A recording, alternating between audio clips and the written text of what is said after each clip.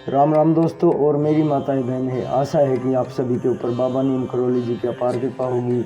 आपके घर परिवार में सभी कुशल मंगल होंगे, यही मेरी प्रार्थना, यही मेरी अर्जी है। मेरे बाबा नीम करौली जी की शरण में मेरे गणपति जी महाराज, सर्वप्रथम पूज्य गणेश जी आपका अभिनंदन।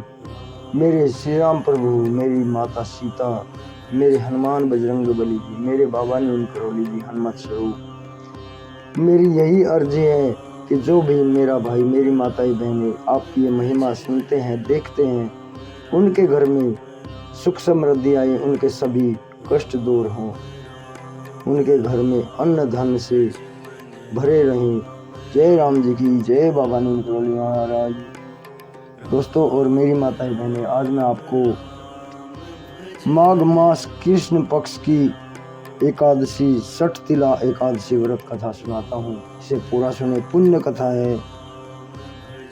इस कथा को सुने बिना ये व्रत पूर्ण नहीं होता, और इसे कथा को सुनते हैं तो विष्णु भगवान जी बहुत ही खुश होते हैं हमारे ऊपर। तो इसे पूरा सुने।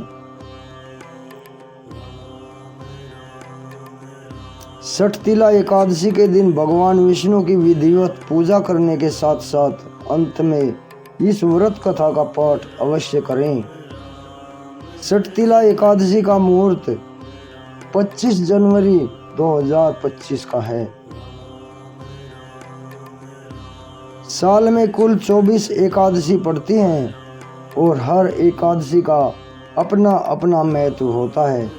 ऐसे ही माघ मास के कृष्ण पक्ष की एकादशी तिथि को सठ तिला एकादशी के नाम से जानते हैं। इस बार सठ तिला एकादशी व्रत 25 जनवरी दिन शनिवार का है।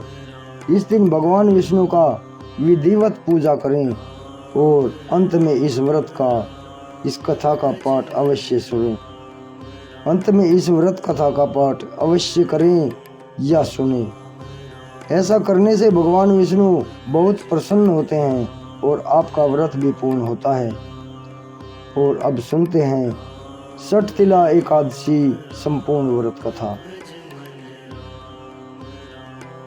धार्मिक ग्रंथों के मुताबिक एक बार नारद जी भगवान विष्णु के दरबार में पहुंचकर बोले, हे भगवान, हे प्रभु, कृपया माघ मास की कृष्ण एकादशी के बारे में, उसके महत्व के बारे में बताइए। इसके बाद भगवान विष्णु कहने लगे, पृथ्वी लोक पर एक निर्धन ब्रह्माणी उन्हें बहुत मानती थी।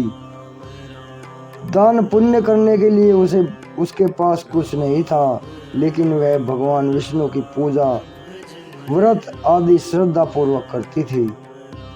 एक बार भगवान विष्णु स्वयं उनके द्वार पर भिक्षा के लिए पहुंचे ताकि उसका उद्धार हो सके। ब्रह्माणी के पास देने के लिए कुछ नहीं था, तो वह एक मिट्टी का ढेला उठाकर भगवान विष्णु को श्रद्धा पूर्वक अर्पण करती है। कुछ समय बाद जब ब्रह्माणी की मृत्यु हो जाती है, तो वह खुद को एक मिट्टी की झोपड़ी में पाती है। जिसके बाद वह भगवान विष्णु से पूछती है कि हे भगवान, ऐसा आपने क्यों किया।